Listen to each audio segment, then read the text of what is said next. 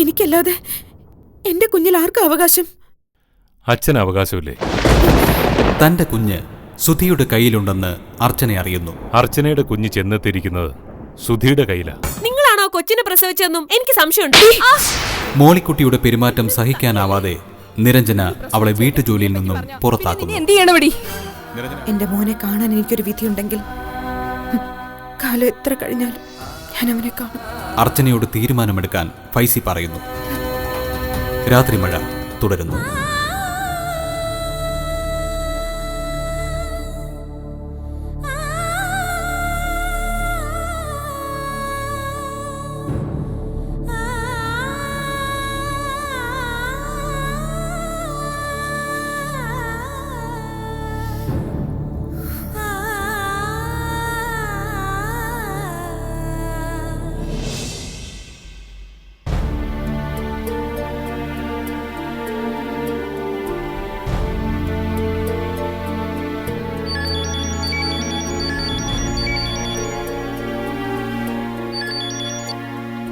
എന്താ നിരഞ്ജനെ? പോയിട്ട് നീ എന്നെ ഒന്ന് വിളിച്ചതുപോലും ഇല്ലല്ലോ. നിനക്കും വിളിക്കാലോ. എന്നെ മനസ്സിലാക്കിയിട്ടുള്ളത് നീ മാത്രമാ. അന്ന് ഫൈസിക്കൊപ്പം നീ കൂടി വന്നപ്പോൾ ഞാനാകെ തളർന്നുപോയി. എന്നാലെന്താ, നീ ആഗ്രഹിച്ചെടുത്ത് കാര്യങ്ങൾ എത്തിയില്ലേ? അത് നീയും ഫൈസിയും എന്നോട് കാണിച്ച കാരുണ്യം. ആ കാരുണ്യത്തിലാ ഞാനിപ്പോഴും ജീവിക്കുന്നത്. ഒരു കാലത്ത് ഞാനത് മറക്കില്ല. പിന്നെ നിങ്ങളെന്നെ വെറുക്കരുത്, ശപിക്കരുത്. ആ ഒരു അപേക്ഷ മാത്രമേ എനിക്ക് നിങ്ങളോടുള്ളൂ. അർച്ചന അനുഭവിക്കുന്ന വേദനയുടെ ആഴം നീ മനസ്സിലാക്കുന്നില്ലേ? വേദന അർച്ചനയ്ക്കുണ്ടാവും, ഇല്ലെന്നല്ല. പക്ഷെ അവൾ വളർത്തുന്നതിനേക്കാൾ നല്ല നിലയിൽ കുഞ്ഞ് വളരുന്നുണ്ടെന്ന് അവൾക്കിപ്പോൾ അറിയാം. ഇനി അർച്ചനയുടെ ഭാഗത്തുനിന്നും നിങ്ങളെ വിഷമിപ്പിക്കുന്ന ഒന്നും ഉണ്ടാവില്ല. സുധിയുടെ യാത്ര എന്തായി? വേണ്ടെന്ന് വെച്ചോ? ഇല്ല, സുധി പോകരുതെന്ന് ആഗ്രഹിച്ചതാ ഞാൻ.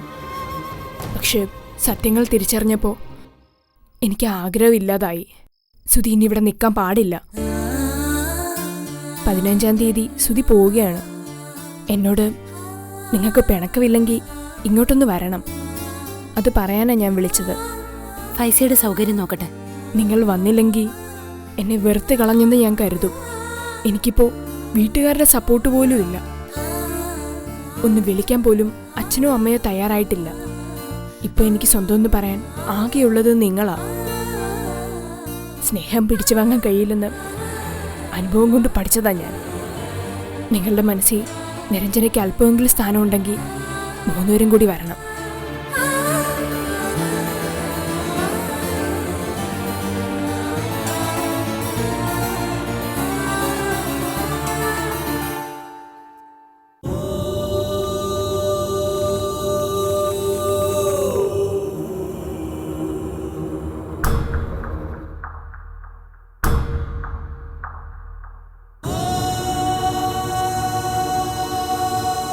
മോളെ, രേവതി അമ്പിളിയും പോയിട്ട് നീ ഒരേ നിപ്പാണല്ലോ. അകത്തേക്ക് വാ. കുഞ്ഞമ്മച്ചല്ലേ, ഫൈസൽ സാർ വിളിച്ചിരുന്നു. എന്തിനാ മോളെ? കാര്യമൊന്നും പറഞ്ഞില്ല. എന്തോ ചില വിവരങ്ങൾ ചോദിച്ചറിയാനുണ്ടെന്ന് മാത്രം പറഞ്ഞു. പറയാനുള്ളതൊക്കെ വിശദമായിട്ട് അറിയിച്ചതല്ലേ? അന്വേഷണമാവുമ്പോൾ അതൊക്കെ ഉണ്ടാവും. അവര് വിളിച്ചാൽ നമ്മൾ അങ്ങോട്ട് പോകാനുള്ളതല്ലേ. അയാളൊരു നല്ല മനുഷ്യനായതുകൊണ്ട് എന്റെ അവസ്ഥ അറിഞ്ഞ് ഇങ്ങോട്ട് വരുന്നത്. അത് ശരി തന്നെ. മുഖ്യമന്ത്രിയെ കാണാൻ പോകുമെന്ന് പറഞ്ഞിട്ടാ അന്വേഷണത്തിനൊരു ചൂട് പിടിച്ചത്. ഇതാ സാറ് വന്നല്ലോ. നിങ്ങൾ സംസാരിക്കും.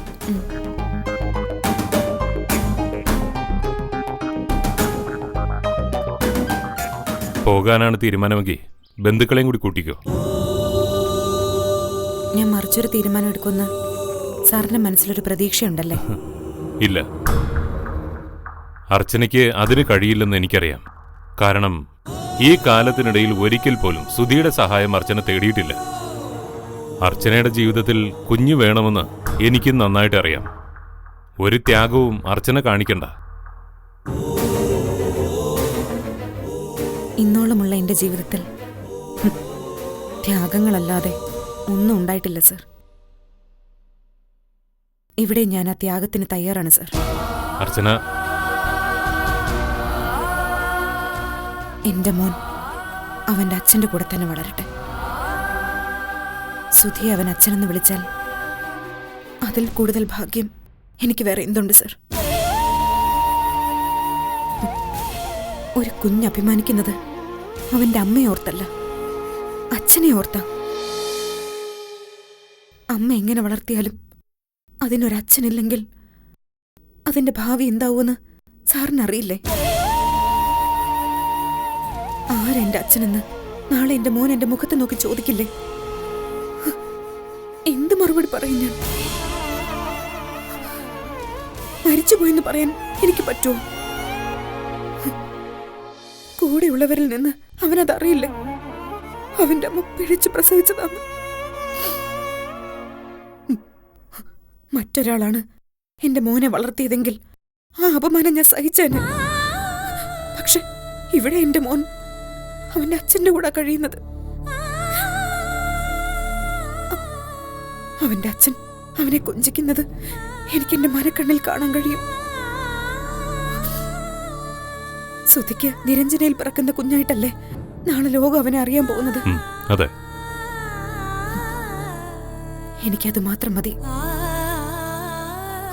സുധിയുടെ മകനായി ലോകം അവനെ കാണട്ടെ. സുധിയെ അവൻ അച്ഛാന്ന് വിളിക്കട്ടെ. എനിക്കിനി മരിച്ചാലും വേണ്ടില്ല സർ. എന്റെ ജന്മം സഫലമായി. എന്തു പറഞ്ഞ അർച്ചനയെ സമാധാനിപ്പിക്കേണ്ടതെന്ന് എനിക്കറിയില്ല. എനിക്ക് സ്വന്തമെന്ന് പറയാൻ കുറെ നൊമ്പരങ്ങളും വേദനകളും മാത്രമേ ഉള്ളൂ. അത് നെഞ്ചിലടക്കി ഞാൻ ജീവിച്ചോളാം. നിരഞ്ജന എന്റെ മോനൊരു നല്ല അമ്മയായിരിക്കും. ഒരമ്മയെ അവൻ മോഹിക്കുന്നവൾക്ക് പെറ്റമ്മയേക്കാൾ സ്നേഹവും വാത്സല്യവും കൊടുക്കാനാവും. സുധിയുടെ ജീവിതത്തിൽ നിന്നും ഞാൻ ഒഴിഞ്ഞു കൊടുത്തത് തന്നെ അവൾക്ക് വേണ്ടിയല്ലേ? ഇപ്പോ ഞാൻ എന്റെ കുഞ്ഞിനെ അവൾക്ക് നൽകുന്നു.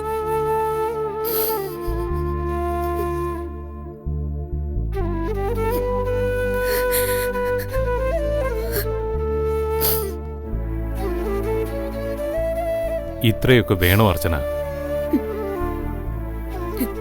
ഞാനായിട്ടൊന്നും ചെയ്യുന്നതല്ല, എല്ലാം വിധി ചെയ്യിക്കുന്നതാ. എനിക്ക് കൊടുക്കാൻ കഴിയാത്ത സുഖ സൗകര്യങ്ങളിൽ എന്റെ മോൻ വളരട്ടെ. അവനെ അച്ഛനില്ലാത്തവനെന്ന് ആരും വിളിക്കാതിരിക്കട്ടെ. ഒരമ്മയ്ക്ക് ഇതിൽ കൂടുതൽ എന്ത് ചെയ്യാൻ കഴിയും?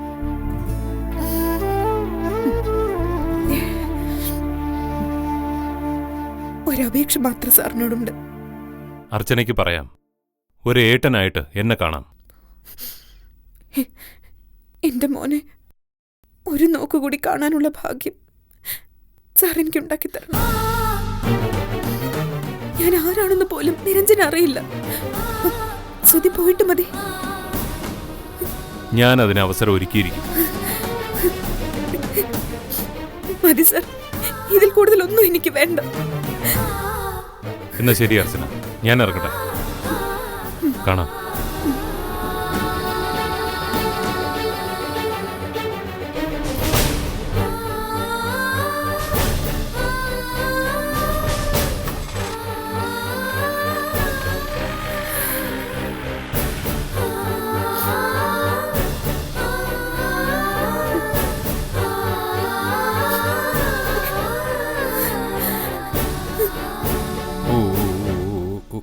അച്ചുടാ കള്ളക്കുട്ട.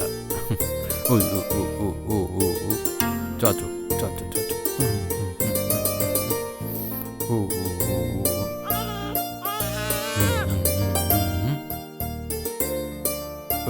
അയ്യേ, നീ നനച്ചല്ലേടാ? സോറില്ലോട്ടോ. എന്തോടോ അച്ഛൻ വഴക്ക് പറഞ്ഞോ? വാ വാ വാ വാ വാ വാ വാ വാ അമ്മയുടെ മോൻ. അവന്തേ ഇത് കണ്ടോ, അവൻ വാശി തീർത്തതാ. സ്വന്തം മോനല്ലേ, അതൊക്കെ സഹിക്കണം. വാവ ചാച്ചിക്കോട്ടോ. ദേ അമ്മ എടുത്തപ്പോ അവന്റെ കരച്ചിൽ നിന്നല്ലോ. കള്ളനവൻ. സുധി അവനെ എടുത്ത രീതി ശരിയാവാഞ്ഞിട്ടാ. ഇഷ്ടക്കേട് തോന്നിയാ അപ്പം നമ്മുടെ മോൻ പ്രതികരിക്കും. തന്നെയും കുഞ്ഞിനെ തനിച്ചാക്കി എങ്ങനെ പോകുന്ന ഞാനിപ്പോൾ ആലോചിക്കുന്നത്. ഒരു ജോലി ചെയ്യാനും അവൻ നിരഞ്ജനെ സമ്മതിക്കില്ല. അതൊക്കെ ഞാൻ മാനേജ് ചെയ്തോളാം. മോളിക്കുട്ടി പോയപ്പോൾ അവളുടെ വില മനസ്സിലായല്ലേ? അതൊന്നും ഓർത്ത് വിഷമിക്കണ്ട. സുധി പോകുന്നതിന്റെ പിറ്റേന്ന് ആന്റി വരില്ലേ? അവര് വന്നതുകൊണ്ട് ഈ പ്രശ്നം പരിഹരിക്കാൻ പറ്റുമോ? ഓ, എനിക്ക് പകരം ഒരാൾ, വാ, വാ, അത്രേ വാ. ഉള്ളൂ. ആന്റി മോനെ നോക്കിക്കോളൂ. എന്റെ കയ്യിൽ ഇരിക്കാത്തവനാ ആന്റിയുടെ കൂടെ കഴിയാൻ പോകുന്നത്. അവര് നോക്കുമെന്നൊന്നും എനിക്കൊരു പ്രതീക്ഷയില്ല. അവര് വന്നാ പിന്നെ നിരഞ്ജനയ്ക്ക് കിച്ചണിൽ കയറി ജോലി ചെയ്യാൻ പോലും പറ്റില്ല. പ്രസവിച്ചെണീറ്റവളാ അവരുടെയൊക്കെ കണ്ണിൽ നിരഞ്ജന. തനിക്ക് വീട്ടിൽ തന്നെ പിടിപ്പത് പണിയുണ്ട്. ഓ, അതിന്റെ ഇടയിൽ കുഞ്ഞിന്റെ തുണിയും കഴുകണം. ഇതൊക്കെ ആര് ചെയ്യാനാ? അതൊക്കെ നടന്നു പോവും. ഒരു സെർവന്റിനെ ഏർപ്പാടാക്കാതെ എനിക്ക് പോകാനാവില്ല നിരഞ്ജന. ഒരുത്തി വന്നതിന്റെ ക്ഷീണം ഇതുവരെ മാറിയിട്ടില്ല. എല്ലാവരും മോളിക്കുട്ടിയെ പോലെ അല്ല. വാ, വാ, വാ. അടക്കോ ഒതുക്കോ ഒക്കെയുള്ള സ്ത്രീകളും ഉണ്ടാവും. താനേ സ്നേഹ എന്ന് വിളിക്ക്. അവള് വിചാരിച്ച ഒരാളെ ഏർപ്പാടാക്കാൻ പറ്റും. നാട്ടിൽ നിന്ന് ഒരാളെ വരുത്തണോ? അതാ ഞാൻ സ്നേഹയോട് പറയാതിരുന്നത്. നമ്മളെക്കാൾ ഇക്കാര്യത്തിൽ കരുതൽ സ്നേഹയ്ക്കും ഫൈസിക്കും ഉണ്ട്. ദേ, ഒരാളില്ലാതെ പറ്റില്ല നിരഞ്ജന. ശരി, ഞാൻ അവളെ വിളിക്കാം. ഉം. വാ വാടാ, അമ്മയുടെ മോൻ വന്നാട്ടെ. ഓ, നമുക്ക് കുളിക്കാം. ഓ,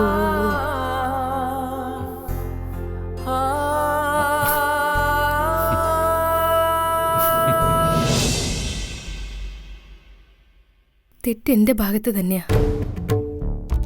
എനിക്ക് വേണ്ടിയാ വിശ്വേട്ടൻ വന്നത്. ഞാൻ കാരണം വിശ്വേട്ടന് അപമാനം സഹിക്കേണ്ടി വന്നു. ഇനി ഒരിക്കലും അങ്ങോട്ട് പോണമെന്ന് ഞാൻ പറയില്ല. ഞാനത് അവമാനമായിട്ട് കാണുന്നില്ല. അങ്ങനെ ഒരു യാത്ര നന്നായിട്ടാണ് എനിക്ക് തോന്നിയത്. മനസ്സിൽ ഉറപ്പിച്ചു വെച്ച പല ധാരണകളും തെറ്റാണെന്ന് എനിക്ക് മനസ്സിലായി. നമ്മൾ വിശ്വസിച്ചതൊക്കെ തെറ്റായിരുന്നു.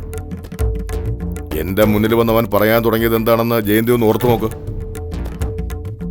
അവനെന്തോ തുറന്നു പറയാൻ വന്നതാണെന്ന് എനിക്കും തോന്നി. അതെന്താണെന്ന് അവൻ പറഞ്ഞു പൂർത്തിയാക്കും മുമ്പല്ലേ അവൾ അവനെ പിടിച്ചു വലിച്ചുകൊണ്ട് പോയത്. അവൾ ആ സമയം വന്നില്ലെങ്കിൽ അവൻ എല്ലാം വിളിച്ചു പറഞ്ഞേനെ. നിരഞ്ജന അവനെ തടയാനും മാത്രം എന്തോ കാരണമുണ്ട്, അതുറപ്പാ. ഫൈസി സൂചിപ്പിച്ചതും നിരഞ്ജനെ അവനെ തടയാൻ ശ്രമിച്ചതും കൂട്ടി വായിക്കുമ്പോ എനിക്ക് തോന്നുന്നത് അവന് പ്രോബ്ലമൊന്നുമില്ലെന്നാ. ആ സമയം അതല്ലാതെ അവൻ മറ്റെന്തു പറയാനാ? അവന്റെ വെല്ലുവിളി സാധിച്ചു. അതല്ലാതെ ഞാൻ നോക്കിയിട്ട് അവന്റെ കയ്യിൽ പൊട്ടിക്കാൻ മറ്റൊന്നുമില്ല. വിശ്വട്ട, ഇനിയും ജയന്തിക്ക് സംശയമുണ്ടോ? അകലെ കൂട്ടി അവൻ പറഞ്ഞു വന്നതും അതല്ലേ? എങ്കിലതൊരു തോൽവി തന്നെ, നാണം കെട്ട തോൽവി. ഇത്രയ്ക്ക് പകയും വാശി അവൻ മനസ്സിൽ സൂക്ഷിച്ചിരുന്നോ? നിരഞ്ജനയോ അവനും തമ്മിൽ ലോകത്തിലല്ല കഴിഞ്ഞതെങ്കിൽ അത് അംഗീകരിച്ചു കൊടുക്കാമായിരുന്നു. ഒരേപോലെ ചിന്തിക്കുകയും പ്രവർത്തിക്കുകയും ചെയ്യുന്ന ഭാര്യ ഭർത്താക്കന്മാർ എന്തിനും ഏതിനും ഒരാൾ മറ്റൊരാളെ ന്യായീകരിക്കുന്നു. എനിക്കൊന്നും മനസ്സിലാവുന്നില്ല ജയന്തി.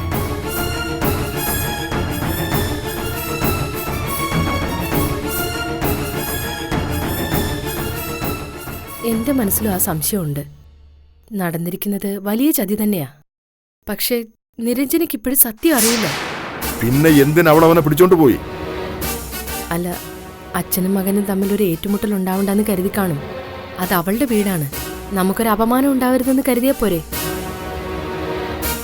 എല്ലാം വിളിച്ചു പറഞ്ഞിട്ട് സ്ഥലം വിടാൻ തന്നെയാമോ ഉദ്ദേശിച്ചത്? നമ്മളാരും അവനൊരു വിഷയമേ അല്ല. സുധി ഇത്രയ്ക്ക് തരം താഴുമെന്ന് ഞാൻ വിചാരിച്ചില്ല.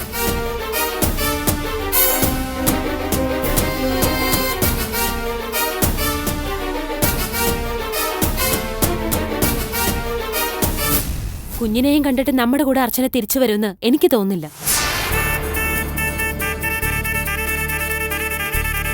ആര് പറഞ്ഞില്ലെങ്കിലും ഞാനിത് ചെയ്യും സർ.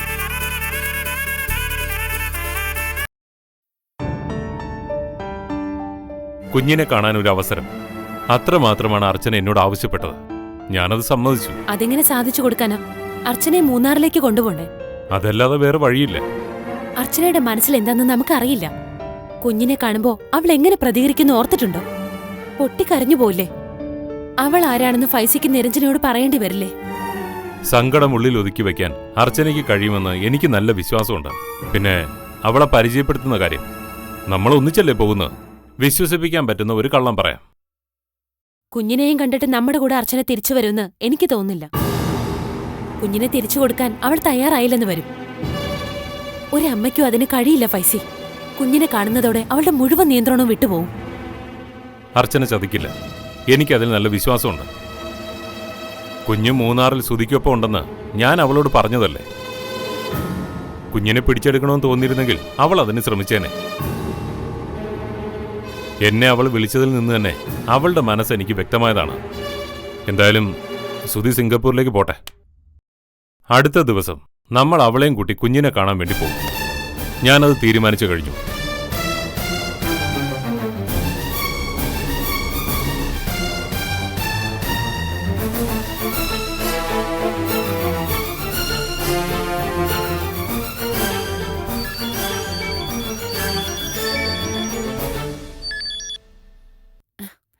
ഹലോ നിരഞ്ജന. ആ സ്നേഹേ, നീ കോടതിയിലാണോ? അല്ല, വീട്ടിലാ. എന്താ? ഞാൻ ആകെ വലഞ്ഞിരിക്കുക. ഇവിടെ ഉണ്ടായിരുന്ന സെർവന്റ് പിണങ്ങിപ്പോയി. മോനു ആണെങ്കിൽ ഒരു നിമിഷം പോലും ബെഡിൽ കിടക്കില്ല. സെർവന്റ് എന്തിനാ പിണങ്ങിപ്പോയത്?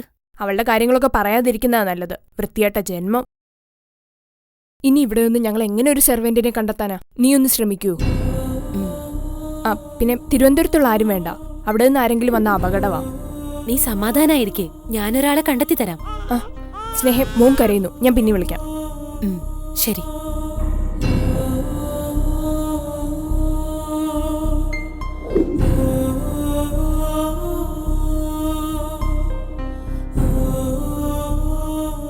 ഫൈസി, നിരഞ്ജനെ വിളിച്ചിരുന്നു. എന്താ കാര്യം? അവൾക്കൊരു സെർവന്റിനെ വേണമെന്ന്. അത് നമ്മളോട് പറഞ്ഞാലെങ്ങനാ? ഇവിടുന്ന് ആരെങ്കിലും അത്രയും ദൂരം ചെന്ന് നിൽക്കൂ? ഫൈസി, എന്റെ മനസ്സിൽ തോന്നിയൊരു ഐഡിയ ഞാൻ പറയട്ടെ. കുഞ്ഞിന്റെ കാര്യം നോക്കാനാ നിരഞ്ജന ഒരാളെ അന്വേഷിക്കുന്നത്. ആ ജോലിക്ക് അർച്ചനെ അയച്ചാലോ? അപ്പോ അർച്ചനയോട് ചെയ്യാൻ പറ്റുന്ന ഏറ്റവും നല്ല കാര്യമല്ലേ? സ്വന്തം കുഞ്ഞിനെ നോക്കാൻ വേലക്കാരിയുടെ വേഷം കെട്ടിച്ച് അവൾ അയക്കണോ അല്ലേ? ഇത്രയും ക്രൂരമായിട്ട് സംസാരിക്കാൻ നിനക്ക് എങ്ങനെ കഴിയുന്നു? ഇതിലെന്ത് ക്രൂരതയുള്ളത്? ഫൈസി അർച്ചനയോടൊന്ന് സംസാരിച്ചു നോക്ക്. ആയിട്ട് മതിയെന്ന് പറ. ഇരു കൈയും നീട്ടി അവൾ സ്വീകരിക്കും. സുധി അവിടുന്ന് പോയാ പിന്നെ ആരെ പേടിക്കാനാ? നിരഞ്ജനയ്ക്ക് ഒരു സംശയവും തോന്നില്ല. പേര് മാറ്റി പറയാം. സുധി തിരികെ വരുന്നവരെ അവൾക്ക് അവിടെ നിൽക്കാം. ഇതുകൊണ്ടുള്ള ഗുണം ആ കുഞ്ഞിനുമുണ്ട്. അതിന് അതിന്റെ അമ്മയുടെ സാമീപ്യം കിട്ടും. മുലപ്പാല കുടിച്ച് വളരുകയും ചെയ്യാം. കുഞ്ഞിന്റെ അമ്മ എന്ന് പറയുന്നതല്ലാതെ നിരഞ്ജനയ്ക്ക് എന്ത് റോളാ ഉള്ളത്? നീ പറഞ്ഞത് ഇപ്പോഴാ എനിക്ക് ശരിക്കും ഉൾക്കൊള്ളാനായത്. അർച്ചനയോട് നമുക്ക് ചെയ്യാൻ കഴിയുന്ന ഏറ്റവും നല്ല കാര്യം അത്. അതെ ഫൈസി, അച്ഛന്റെ കൂടെ മോൻ വളരുന്നതിൽ അവൾ സന്തോഷിക്കേ ഉള്ളൂ. ഇങ്ങനെയൊരവസ്ഥയിൽ ഏതൊരമ്മ ആഗ്രഹിക്കുന്നത് അത് തന്നെയാണ്. ഫൈസി അവളൊന്ന് വിളിക്കേ, എന്നിട്ട് വേണം അവളെ അവിടെ എത്തിക്കാനുള്ള വർക്കൗട്ട് തുടങ്ങാൻ. കൊള്ളാം, വക്കീൽ ബുദ്ധി ഒന്ന് വേറെയാ. നല്ല മനസ്സാ ഫൈസിയുടേത്. ദൈവം ഫൈസിയെ കൈവിടില്ല. വലിയൊരു പ്രോബ്ലമാ സോൾവ് ആവാൻ പോകുന്നത്.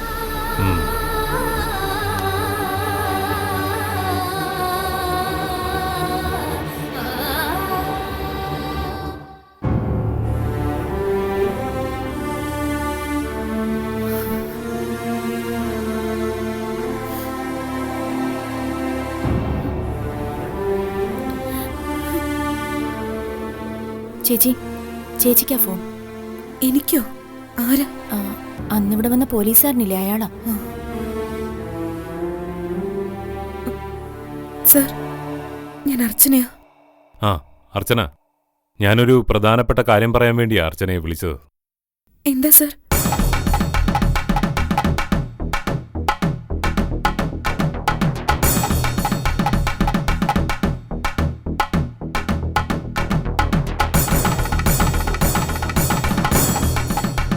എന്ത് മറുപടിയാണെങ്കിലും എന്നോട് തുറന്നു പറയണം. എന്റെ മനസ്സിലിരുന്ന ആഗ്രഹം സാറിപ്പ എന്നോട് പറഞ്ഞത്. ഞാൻ വരാം സർ. ഇതിനേക്കാൾ വലിയ ഭാഗ്യം എനിക്കിനി വരാനില്ല. സാറ് വാക്ക് മാറാതിരുന്നാ മതി. സുധി പോയതിനു ശേഷം കുഞ്ഞിന്റെ അടുത്ത് അർച്ചനയെ ഞാൻ എത്തിക്കും. ഈ വിവരം നമ്മൾ മാത്രമേ അറിയാവൂ. വീട്ടുകാർ പോലും അറിയരുത്. എന്നെ സാറിന് വിശ്വസിക്കാം. വിശ്വനാഥൻ സാറോ ഭാര്യയോ അർച്ചനയെ കണ്ടിട്ടുണ്ടോ? ഇല്ല. ഓക്കെ, സുധി തിരിച്ചു വരുന്ന സമയം അർച്ചനയ്ക്ക് അവിടെ നിന്ന് തിരിച്ചു പോരാം. ആര് പറഞ്ഞില്ലെങ്കിലും ഞാനിത് ചെയ്യും സർ. എല്ലാ ഒരുക്കങ്ങളും ചെയ്തിട്ട് ഞാൻ വിളിക്കാം. മനസ്സ് വേദനിക്കാതിരിക്കണം. ശരി സർ.